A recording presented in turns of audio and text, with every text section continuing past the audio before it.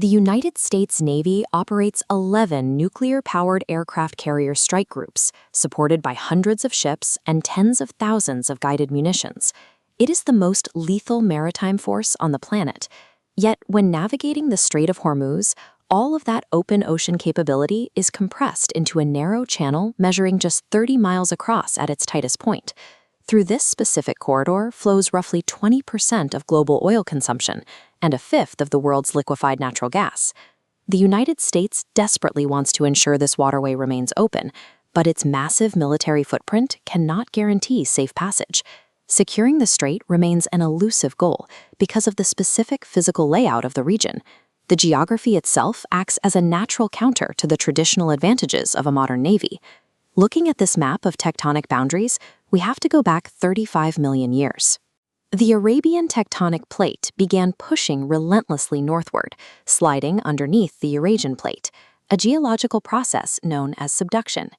As these colossal landmasses ground together, they trapped and buried immense deposits of ancient organic matter over millions of years. Heat and pressure cooked that matter into the Middle East's vast oil and natural gas reserves. At the exact same time, the crushing physical pressure of the collision forced the Earth's crust to buckle and rise. This created towering, jagged rock formations, lifting up the Zagros Mountains and the Musandam Peninsula. While the mountains rose, the immense weight of the collision caused the edge of the Arabian plate to bend downward. This formed a shallow depression that eventually flooded with glacial meltwater from the Arabian Sea, creating the Persian Gulf and the Strait. The deep-time tectonic forces that gifted this region a massive concentration of energy wealth also carved out the perilous, inescapable terrain that surrounds it. Looking at this overhead satellite view of the modern Strait of Hormuz, you can see how tectonic shifting formed a sharp bottleneck. While the gap is 30 miles wide, the water is too shallow for large vessels near the coastlines. This diagram shows the result. International shipping relies on a traffic separation scheme. Large, fully laden supertankers are physically forced to travel within just 2 designated shipping lanes, each only 3 kilometers wide. Because of their immense size and weight, these supertankers move at less than 20 miles per hour. Navigating these narrow lanes means they travel along highly predictable routes with zero room to maneuver evasively if attacked. On land, those steep tectonic mountains function as untouchable natural fortresses. They provide enemy radar stations and hidden coastal artillery batteries with a perfect, elevated vantage point directly over the water. Scattered throughout the strait are a series of small, rocky islands positioned directly adjacent to the shipping lanes.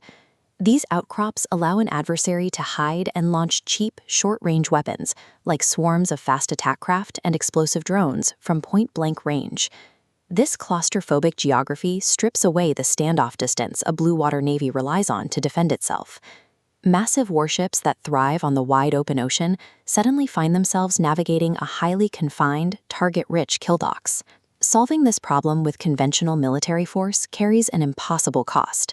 A defending navy would have to launch a full-scale war to locate and destroy thousands of mobile launchers and fortified bases hidden deep within the mountain terrain. An adversary seeking to disrupt global energy markets can achieve a total shutdown without physically blockading the waterway or sinking every passing ship. Deploying a handful of cheap sea mines or launching a few sporadic drone strikes is enough to completely destroy the perceived safety of the corridor. This chart illustrates the ultimate modern choke point: maritime insurance.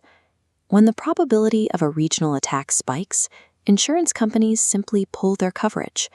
Without insurance, shipping companies will not risk sailing multi-million-dollar vessels through the strait, and traffic plummets to zero.